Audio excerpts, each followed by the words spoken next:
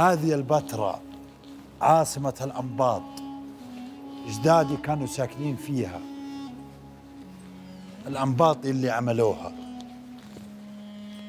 Dans un vaste enchevêtrement de parois immenses en grès coloré, deux cousins cheminent vers l'un des sites qui fait la réputation de la Jordanie à travers le monde.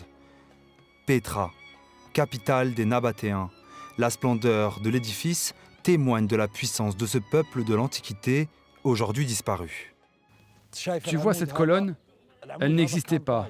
Et mes arrière-grands-parents ont décidé de la construire. Abdallah a 16 ans.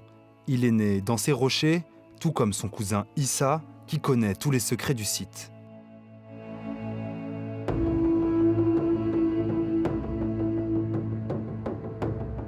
Créée en moins 800 avant Jésus-Christ, Pétra connaît son apogée au 1er siècle avant notre ère.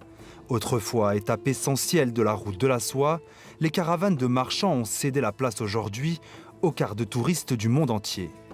En moyenne, près de 900 000 curieux visitent Pétra chaque année. Quelques kilomètres à l'extérieur de la cité, dans le village bédouin de Sayhoun, vivent 500 familles. Installée dans sa maison, Aïda prépare l'une de ses spécialités, les feuilles de vigne farcies, une recette qu'elle proposait déjà aux touristes lorsqu'elle avait encore le droit d'occuper sa grotte. Mais le 12 décembre dernier, elle a été expropriée et ne peut plus y retourner. Je préfère 1000 fois habiter à Pétra que dans cette maison en dur. Je n'aime pas vivre ici. Mais le gouvernement nous a obligés à quitter le site. Les autorités nous ont dit « Désormais, Pétra vous est interdit ». Avec mes enfants et les femmes de mes fils.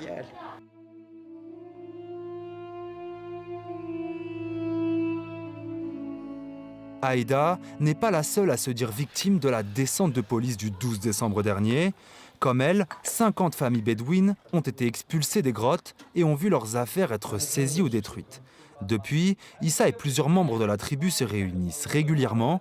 Tous réclament des dédommagements. C'est l'autorité du tourisme de Pétra qui nous a détruits. Ils ont amené la police qui a utilisé du gaz lacrymogène sur nous.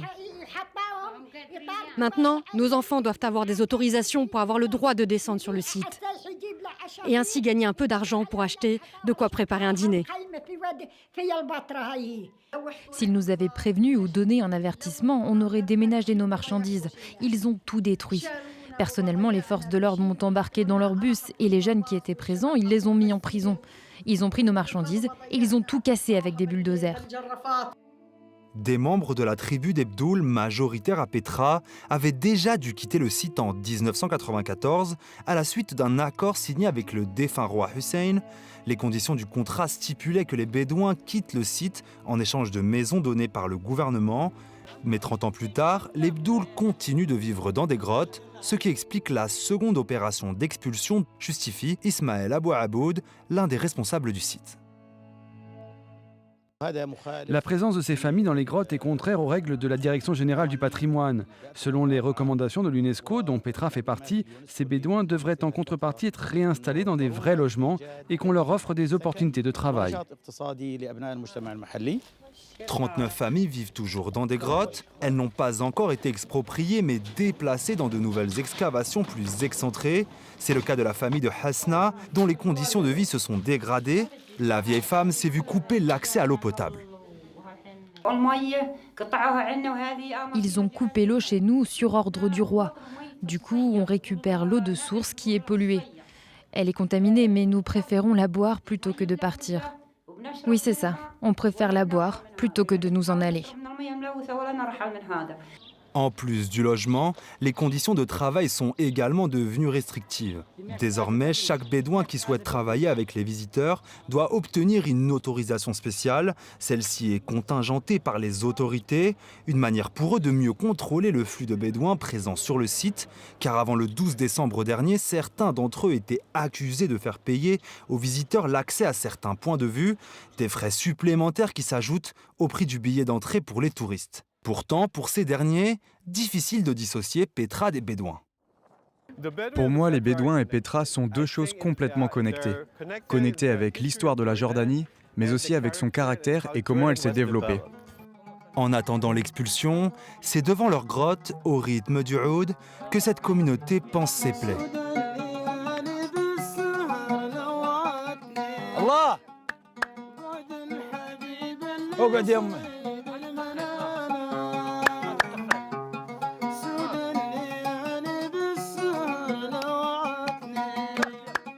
Pour Issa, sans les Bédouins, la cité de Petra ne serait plus que l'ombre d'elle-même.